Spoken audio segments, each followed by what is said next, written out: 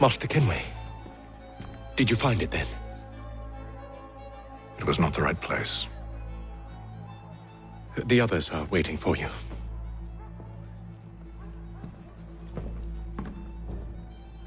Gentlemen, please, sit. I fear our temple was no more than a painted cave. Although it did contain precursor images and script, which means we are close. Not close enough, it seems. We need to redouble our efforts and expand our order and establish a permanent base here. Although the site eludes us, I am confident we will find it. Truth. Hear, hear. Furthermore, I believe it is time we welcome Charles into our fold. He has proven himself a loyal disciple and served unerringly since the day he came to us. He should be able to share in our knowledge and reap all the benefits that such a gift implies.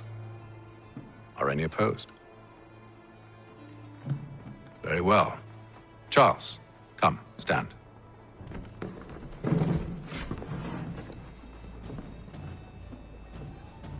Do you swear to uphold the principles of our order and all that for which we stand? I do. And never to share our secrets nor divulge the true nature of our work? I do. And to do so from now until death, whatever the cost? I do.